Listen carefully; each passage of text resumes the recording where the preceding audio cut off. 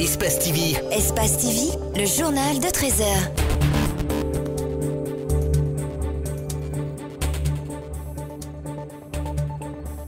Au sommaire, déguerpissement à Kapororaï équipé de 1410 élèves de ces zones déguerpies ont été contraints d'abandonner l'école. 88 autres personnes ont besoin d'urgence de nourriture. C'est le bilan provisoire donné jeudi par le collectif des déguerpis de Kapororaï et de Kipé2. Le collectif appelle également à une journée sans activité le lundi 1er avril sur toute l'étendue du territoire national. Les Algériens étaient dans la rue vendredi pour la 6e semaine consécutive. Il semble rejeter la proposition du chef d'état-major d'écarter le président Abdelaziz Bouteflika. Bonjour et bienvenue dans ce 13h.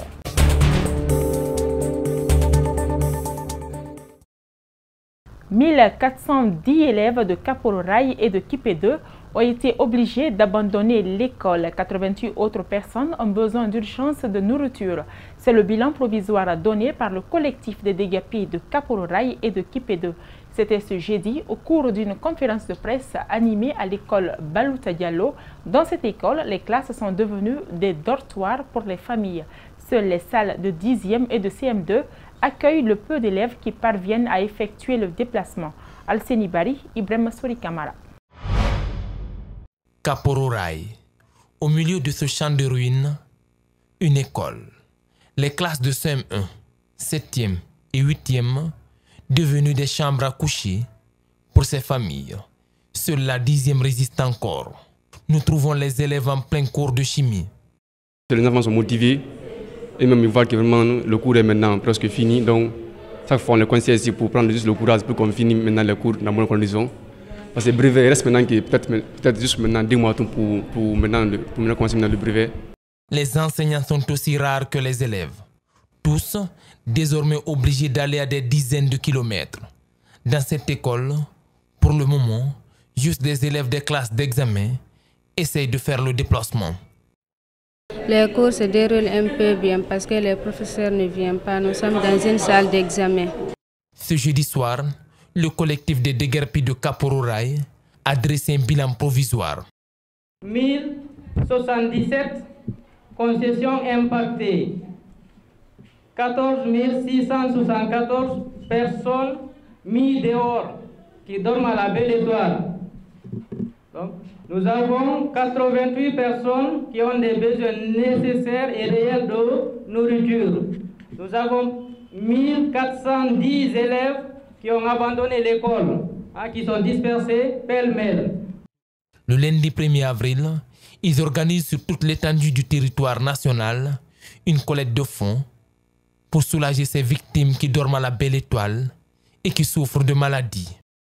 C'est pour aider les gens qui sont là, qui sont diminués et qui n'ont rien, qui n'ont plus où aller se coucher, ou manger même, qui ne peuvent même plus se soigner. Ce déguerpissement transcende les clivages politiques et ethniques. L'un des contigui de la Basse-Côte sollicite un engagement civique de tous les Guinéens. Je demande encore une fois que tous les hommes de bonne volonté, qu'ils soient guinéens ou pas, mais habitant en Guinée et principalement à Conakry, qu'ils apportent leur contribution pour ces familles endeuillées avant ce jour-là. Le syndicat de la presse privée guinéenne s'insurge contre la détention de Lansana Camara et de Kala Conté, l'un en détention provisoire et l'autre condamné au paiement de 4 millions de francs guinéens. Le mardi prochain, une marche est annoncée pour dénoncer la détention de notre confrère Abdourahmane Ba et Aliouba. La presse guinéenne est-elle en danger? Les journalistes n'ont-ils pas le droit de regard sur la gestion de la chose publique? Autant de questions sans pour autant en avoir une réponse nette. Le moindre article sur la gestion des ministres pourrait vous valoir des explications devant un tribunal. Et cela, le syndicat de la presse privée ne le conçoit pas. La loi est claire. Aucun journaliste dans l'exercice de ses fonctions ne doit croupir en prison. Aucun journaliste pour diffamation ou quoi ne peut se retrouver en prison. Ça, c'est écrit. Vous le savez très bien qu'à chaque rencontre, le président de la République, Alpha Condé, aime souvent interpeller les médias d'aller faire des investigations. Mais malheureusement, nous sommes dans un pays, à chaque fois que vous menez des investigations et que ça touche un ministre, bien vous vous retrouvez en prison. Le cas de Lansana Camara est illustratif. Il est actuellement en détention provisoire pour avoir écrit un article sur un prétendu détournement de fonds au ministère des Affaires étrangères et des Guinéens de l'étranger. Le syndicat ne va pas rester muet.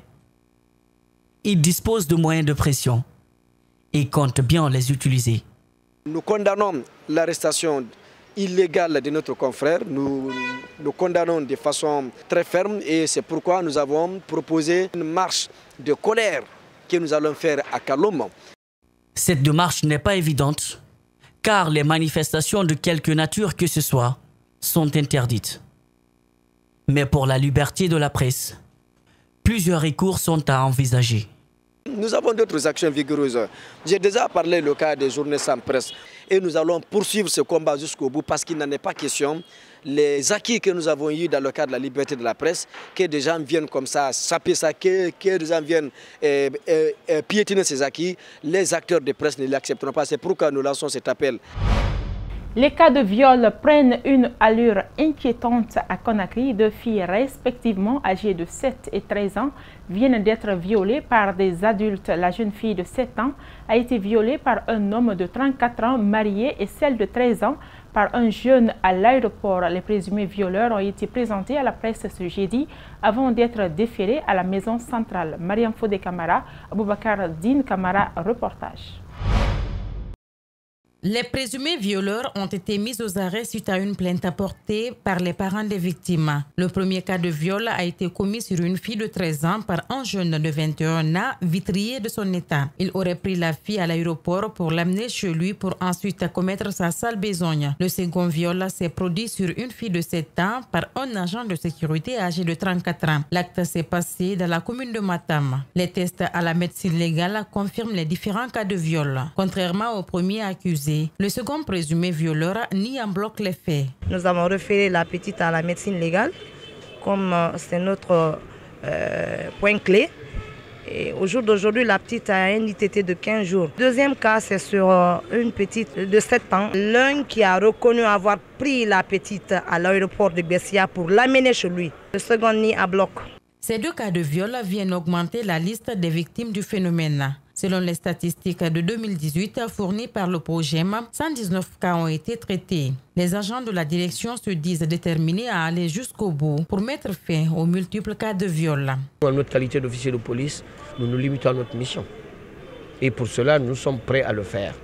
Ça vaut le prix que ça va valoir, mais nous allons le faire. En matière de viol, c'est tolérance zéro. Puisque l'action publique est déjà déclenchée, nous irons jusqu'au bout. Les présumés violeurs ont été déférés ce jeudi à la maison centrale où ils devront attendre pour être situés sur leur sort.